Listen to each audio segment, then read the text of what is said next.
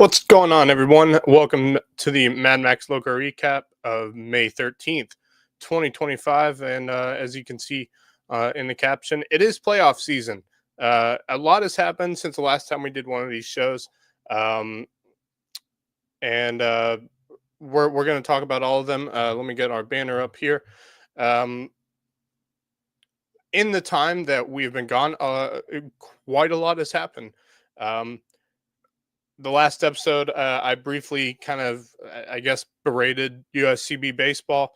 And in the end of that segment that I did, I said there were changes. I do believe there are changes coming to USCB sooner rather than later in terms of their baseball program. Well, in the time from our last episode to this one, USCB has fired Ted Faulkner, and best wishes to him and his family as they figure out what the next chapter is for them. And they have hired a new coach, Brian Lewis, and he has been an assistant coach for USCB over the last 2 seasons. And so they've decided to go internal when it comes to hiring a new coach.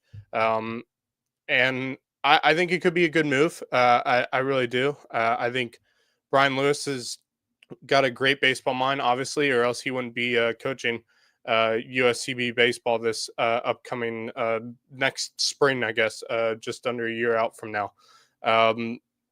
He's a great guy. He's got a lot of experience as a coach.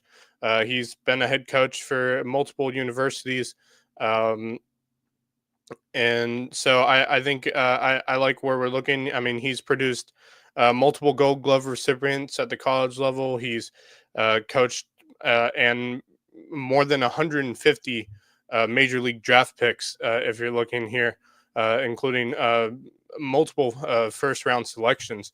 And so I'm very intrigued to see what he can do and what he can bring to the program. I do think, I think USCB the hiring process took less than a couple days, I think. I mean, they fired Ted Faulkner and immediately, I think maybe 2, 3, maybe 4 days later, hired Brian Lewis as the next head coach for the Sand Shark baseball program. So I'm very excited to see what Brian Lewis can do for the team. I'm very intrigued to see how he can turn this program around. I mean, he and the rest of the coaching staff this season, coming off a 9-win season, which is not great. And it's part of why I was, kind of berated USCB baseball. And for those who did not like what I said, I apologize to you. But that was just my opinion and what I thought of how this season went for USCB baseball.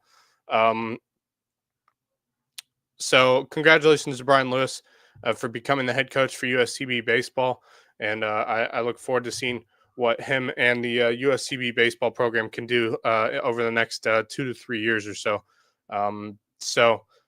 Congrats to him. Now, let's get into what we're here to talk about, playoffs. Let's specifically start with the fact that it's been raining over the last 3 days or so.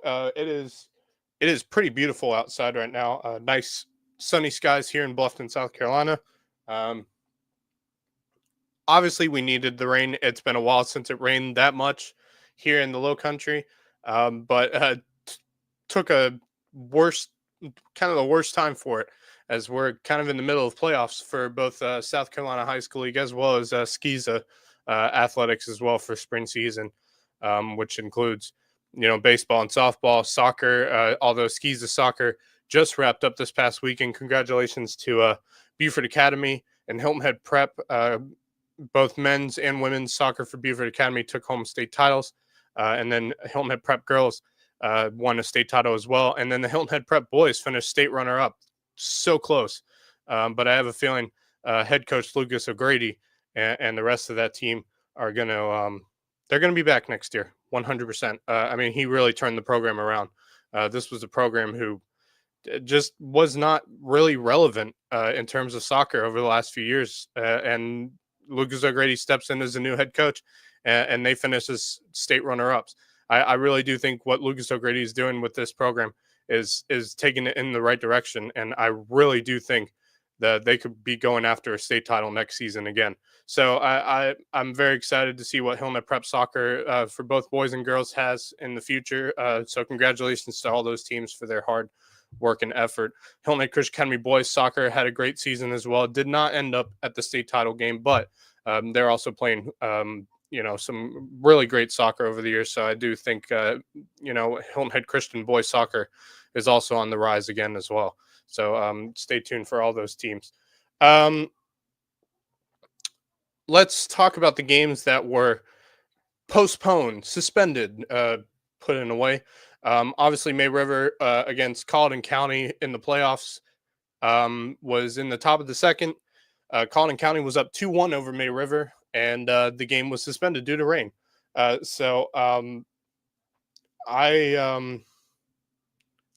really think that these two teams have been pretty good against each other. Obviously, these two teams have played twice already in the regular season. May River won both of them. I think if in Colleton County's case, third time might be a charmer. The game will be played, will resume play tonight, as well as a bunch of other games also being played tonight that were postponed, including my team, the Hardyville Hurricanes, taking on Carvers Bay at home.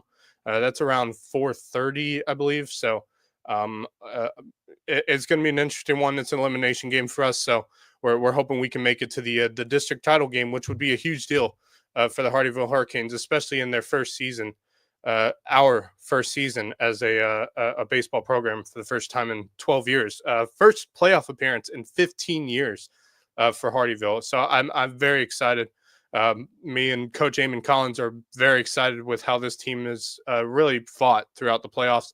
We had a tough loss last Thursday against Low Country Leadership, so we're looking to try to get a win here against Carvers Bay today around 4:30. For those of you who aren't doing anything like going to the May River Colleton County game, please feel free to come out and watch it. So, with that being said, other games going on in terms of SCISA, I guess, would be that I two state championship teams are going to be in here from the local Lowco area. Hilton Head Prep Baseball making it to the 3A state title series against the one-seeded Orangeburg Prep. That should be a very good series. Those teams have not played this year, so I'm very excited to see how they do as a team when it comes to Hilton Head Prep Dolphins. If I look at it, honestly, I really think that this prep team has a good chance, but it's going to be a fight between these two. But prep has had a great season. I mean, they've been really, really good. And one of their losses came to Hilton Head Christian. So, I mean, apart from that, I mean, I don't think they've really struggled through their region play this year, as well as state playoffs. I mean, the closest game they've had so far in terms of playing within their own region and division was their game to get into the to get into the state championship series. So I really do think if you look at all of the things that have led up for Hilton Head Prep this year, I really do think they have a very good chance. And that's going to be taking place. I believe it starts today. If it's not today, it'll be the same as the other team from our area that are starting their state championship series tomorrow. Hilton Head Christian will be on the road at Ben Lippen for the SCHISA 4A state championship series to kick off. Game at home for game 2 will be on Thursday. So game 1 tomorrow on the road at Ben Lippen. I have a feeling that might be the same for Hilton Head Prep as well. So a lot to take in on that. We talked last night on the Lowco Sports Lowdown with Jay Scarborough, the head coach of Hilton Head Christian, and just talked with him about what he said, what this team's looking like right now, and what the challenge is for them ahead of this state championship series, because that's a very strong Ben Lippen team. These two teams have actually played each other. They played each other in a spring break tournament this year. Hilton Head Christian lost to Ben Lippen 14-8, but as Jay Scarborough said, Hilton Head Christian really pitched their 4 and 5 pitchers against Ben Lippen, and they were using their 1 and 2. So for it to be a 14-8 game, I really have some faith with Hilton Head Christian right now, because Ben Lippen hasn't seen their number one, number two, which is of course Hayden Brooks being that number one. He's going to really show Ben Lippen what it is to go up against a really good pitcher, and I think Hayden Brooks is going to do a fantastic job on Wednesday, and I think it's going to be a great series, but it's going to be very challenging for Hilton Head Christian. Obviously, they're probably the underdog in this series. It's a very strong Ben Lippen team. As Jay Scarborough said, I think they have 11 seniors on their roster this year, so they're all pretty experienced compared to Hilton Head Christian. I think Hilton Head Christian's got a much younger team. I mean, obviously Hayden Brooks is their only senior on the team. One senior on this team, and the rest of them are mainly juniors and sophomores, a few freshmen, and actually a couple eighth graders that have been starting this season, including Stone Bird. So it's gonna be very interesting for this Hilton Head Christian team this year, and in this series, I guess. So yeah, I'm very excited to see what comes next here starting tomorrow. Um, so we look at all of this. There's a lot to take in. Um, a lot of teams still in play right now, and if you look at all of it, it's going to be really fun to watch how these two teams compete in their state championship series. So yeah, um, let's see what else. Ooh, um, there's still some South Carolina High School League baseball teams still competing. Um, May River has been competing for baseball. They've struggled a little bit in the playoffs, and so I really am wondering how they're going to get out of the situation they're currently in. I mean, it's going to be very interesting. Uh, they beat Grade Collegiate the other night on Thursday, 7-2. So they have they have to look towards what the next step is. Obviously, lost to Airport on last Tuesday, 7-6, and then beat Gray Collegiate 7-2. So they still got a bit of work to do here in the playoffs. So we'll see what they can do. Bluffton's been competing pretty well in the playoffs as well. If we look at their schedule here, let me get it up for you guys. Let's see. Here we go. All right. Let me get this up for us real quick here. Okay. So they did lose. Yeah, that's right. They lost on Thursday to Hartsville. So they're still I think their season is done, actually. Let me get up the South Carolina High School League brackets. I just need to get a brief idea of where everyone is right now. Let's see here. Here we go, brackets. Let's look at the 4A brackets real quick to see what we're looking at here. Baseball, where are you? Here we go, 4A bracket.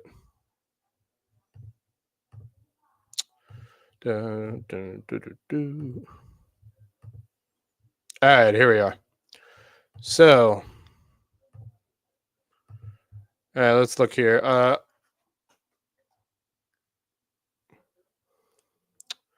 So, obviously, Hilton Head is still.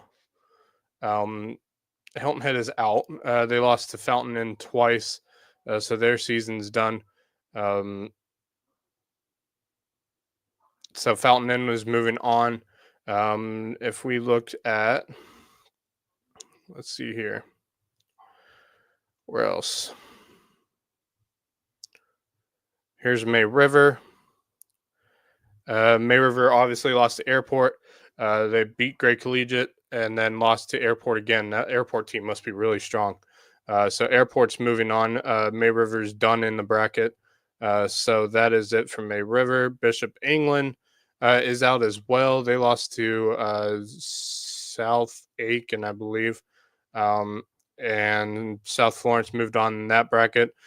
Beaufort is still in this. They have a real shot at making it out of their district. So right now, out of all the 4A teams, Beaufort's still in this. So they have a very good chance of making it, but they will have to beat out Hartsville, um, and we'll see how that goes.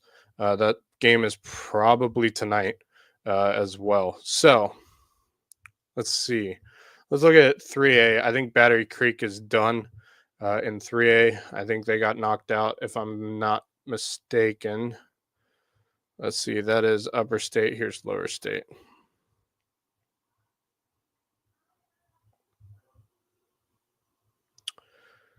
That is Orangeburg. Here we go. Battery Creek. Battery Creek got out in 2 games. Yeah, lost to Loris. Loris is a good squad. So is Marlboro County. So they didn't have the best of chances in that one. So they are done in there. 2A. I don't think any teams are left in 2A. That's the upper state bracket. Here's the lower state bracket. Hampton County lost in 2 games, so they're out. Whale Ranch is not in here. Bridges Prep. Bridges Prep lost their first game, won the second game over Lake City.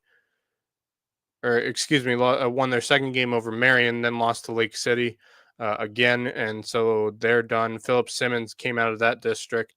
Let's see here. I think that's it for 2A. And of course, 1A. Some teams still fighting in 1A right now. I believe Hardyville obviously will be playing tonight in an elimination game against Carvers Bay. I think we have a shot against Carvers Bay. We'll see what we can do. It'll be our number 1 pitcher tonight, so I'm very intrigued to see how everything goes.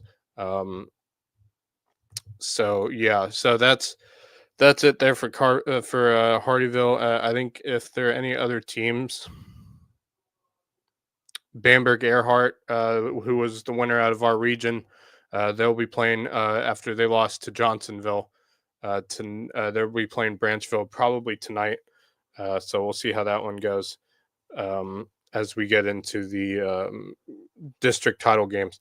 So outside of that, that's pretty much it. So that's pretty much what we got for teams. So Beaufort really is the only team we got left standing out of South Carolina High School League baseball. So see if they can get out of this bracket, this district bracket. So we'll see what they can do. That game I believe is tonight at I think 6:30, something like that. So we'll see how they do. But outside of South Carolina High School League teams, that's all they got. In terms of softball, May River and Colleton County obviously still going at it. I believe they are the last 2 teams out of the 4A region that are competing. This is Upper State. Here's the Lower State. Great Collegiate beat Bluffton. Bluffton was done. Beaufort beat Bluffton in the losers bracket, and then Beaufort lost to Darlington. So both of those teams are out. Let's see here. May River here, Colleton County, they're going at it. Airport beat Hilton Head out, so Hilton Head's done for the year. So the loser of Colleton County May River will be playing host to Airport, and whoever wins that game will take on either Colleton County or May River. So that's what we got for the 4A brackets. So let's see, any 3A teams. I know Battery Creek was in this tournament. I think they might be done. That's the upper state. Here's the lower state. So Battery Creek beat out Swansea 7-6. Great game for them. And then lost to Aner. Looks like those 2 teams will be playing probably today. Marlboro County and Battery Creek. Battery Creek will be at home. I don't know what time that game is, but those 2 teams will be playing to take on Aner. Aner is a very strong team, obviously, beating out Battery Creek 14-0. And Battery Creek's a 3 seed, is 8 seed, excuse me, out of the region they play in, which is pretty difficult. So Ainer's going to have, well, I mean, Battery Creek's going to have their work cut out for them if they can take out Marlboro County. I think that's it for 3A. No one else from our area is playing in that. So that's for 3A. 2A, I don't know if there's anyone else left in 2A out of our area. That's upper state. Here's a lower state. Let's see here. Hampton County. Hampton County lost to Timberland and then Andrew Jackson. So they were out in 2 games, but they had a really strong season. I was having a little more high hopes for them. Bridges Prep.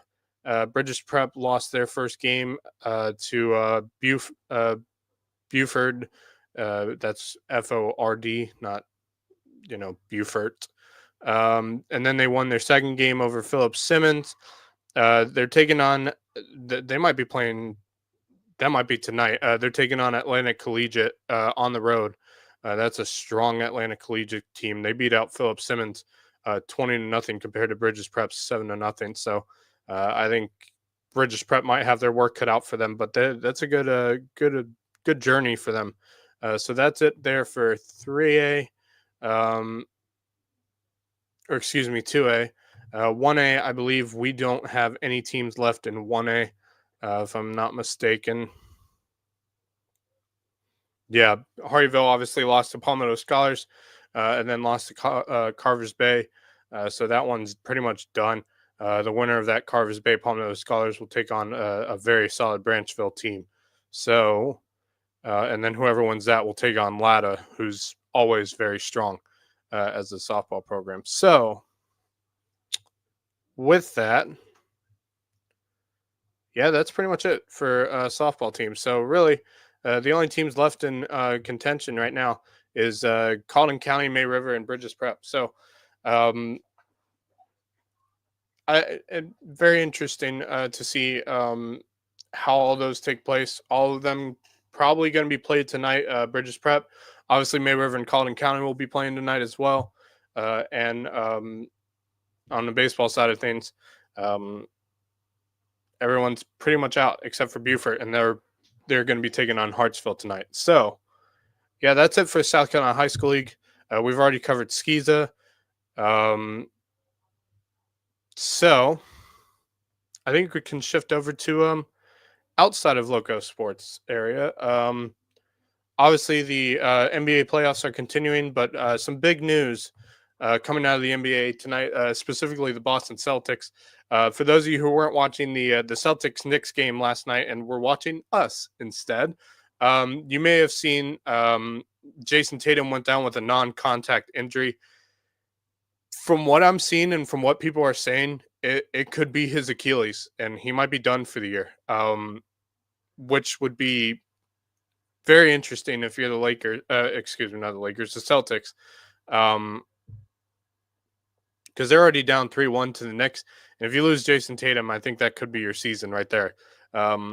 If I'm not mistaken, he's going to have an MRI. That MRI probably is, yeah, that MRI, he's having an MRI today. May have already had it at this point to see what's going on. But I do think it probably was an Achilles injury. I watched the replay quite a few times, and you can tell when it's an Achilles injury when you see that kind of like calf roll up, kind of look like a jolt up your calf. Usually that's kind of what an Achilles injury looks like if you get an up close view.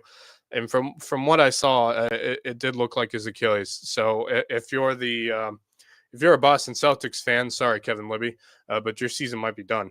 Because without Jason Tatum, I mean, you got a good team, but without Jason Tatum, it's going to be tough to beat these New York Knicks. And I think people aren't going to put as much respect now on the New York Knicks, even though they're up 3-1. I think even with Jason Tatum, they're up 3-1. I mean, Jason Tatum went down late in the game. So 3-1 for the New York Knicks. They're starting to look like the real deal. Very honestly, they look like the real deal. They'll probably, barring they win their next game, they'll probably be taking on the Indiana Pacers the way it's going. Although it's a bit closer between the Pacers and the Cavs. But Jason Tatum, he might be done for the year. And we've been having quite a few Achilles injuries as of late, especially in the playoffs. I mean, Damian Lillard went down with an Achilles injury, costing the Milwaukee Bucks their playoff run. Um, Pretty much cut that playoff run short. Now everybody's talking about how there's a chance Giannis Antetokounmpo could be getting traded, which could be very interesting to see during the offseason. So his season's done. He may not be back next year. And now potentially Jason Tatum is injured, and he might not be back next season either. If it is an Achilles injury, he may not be back next year because really he won't be able to get full body motion, if I'm thinking about this, till about March or April. If it's an Achilles injury, a full complete Achilles tendon rupture, um, he may not be back next year. And if he is, it'll be right before playoffs. And I don't know if you want to really push that. If you're the Boston Celtics, if you make the playoffs without him, I don't know if you want to really um, push that aspect. So if this is all the case, there's a very good chance that Boston Celtics might be without Jason Tatum for the rest of the playoffs and potentially next season as well. So that's it's going to be interesting to see what the Boston Celtics do. Other news around the NBA, obviously Steph Curry has been injured this year, been injured over the last few days or so, and has really costed the Warriors quite a bit. Because now Minnesota's up 3-1 after their 117-110 win over the 7-seeded Golden State Warriors.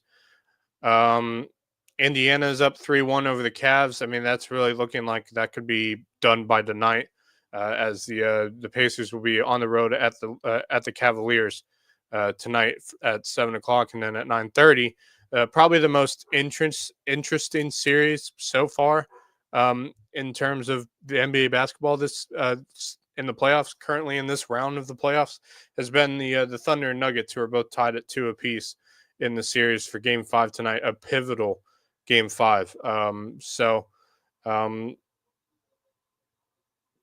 intrigued to see what that one goes out, but I think we know where the rest of them are going.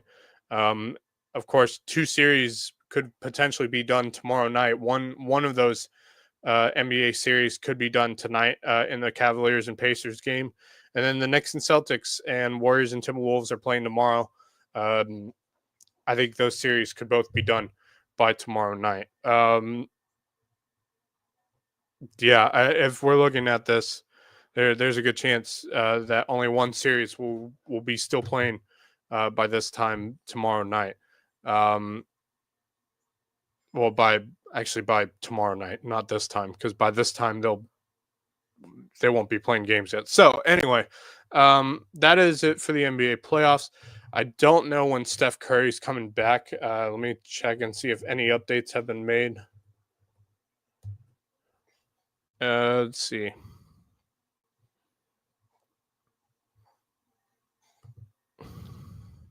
Because there was a hamstring injury. I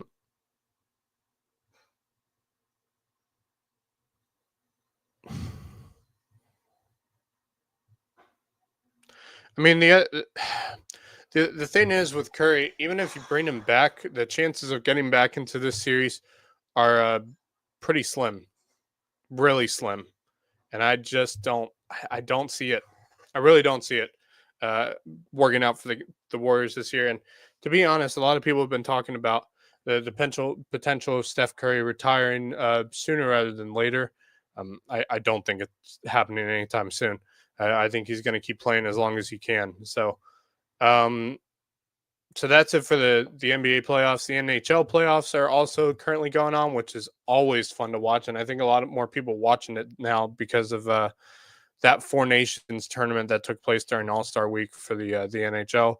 Let's see what happened yesterday. The Hurricanes beat out the Capitals. Capitals are the 1 seed. Beat them out to grab the 3-1 series lead over the Washington Capitals. The Edmonton Oilers beat out the Vegas Golden Knights last night, 3-0. Edmonton now has a 3-1 lead over the Golden Knights of Las Vegas. And then today, one game taking place today. That's the Winnipeg Jets and the Dallas Stars. Game 4 is tonight at 8 p.m. That series, Dallas currently has a 2-1 series lead over the Winnipeg Jets. The Toronto Maple Leafs on Sunday lost to the Florida Panthers. The Maple Leafs are looking very strong, but that series is tied at 2 apiece. They will be playing again tomorrow night at 7 o'clock.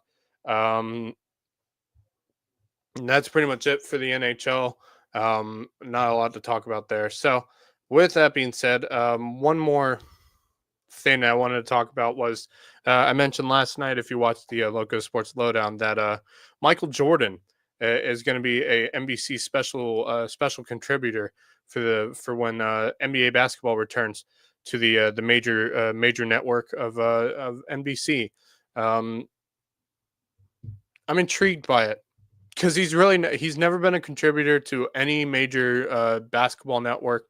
He's never really been a broadcaster. I'm intrigued to see what he brings, but everybody's going to be watching it because it's Michael Jordan.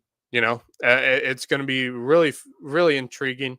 The other thing Justin Jarrett mentioned last night of Charles Barkley um, potentially doing the Ryder Cup this summer, which ooh, that could be fun. Being that Charles Barkley knows quite a bit about golf, being that he plays golf pretty often. So a lot of interesting things to go on there. But I just wonder, is Michael Jordan as a news contributor, as a NBC contributor for when the NBA returns? Do I think it's a good idea? Yes. Do I think he's going to be like Charles Barkley? No. Or Shaquille O'Neal? No. I think he's going to be more like, let's say, Tom Brady, and what he does for Fox when it comes to the NFL as a broadcaster, as as a special contributor for the NFL on Fox. I think it's kind of going to be that kind of situation where he may not be the funniest guy in the room. I mean, he can crack a joke, but he may not be the funniest guy in the room. But he's going to give great insight on the game of basketball, especially being that he is one of the greatest players of all time. So I'm very intrigued to see what he does there. One other thing, let me see if I can find it here. Um, Obviously, congratulations, by the way, to Clemson Tigers softball. For those of you who didn't see, Clemson Tigers softball is a fairly new program. They've only been around for a few years now. Um, and this past week, they won the program's first ever ACC tournament championship, and a automatic bid into the NCAA Women's College World Series tournament, into the NCAA softball tournament for a chance at going towards the NCAA College World Series, College Softball World Series. So I'm very intrigued and very happy because I am a Clemson fan, for those of you who don't know. Um, and so congratulations to Clemson softball for grabbing their first ever ACC title. That's a very special thing, especially in how quickly they did it. I mean, they've been a really solid program ever since the beginning.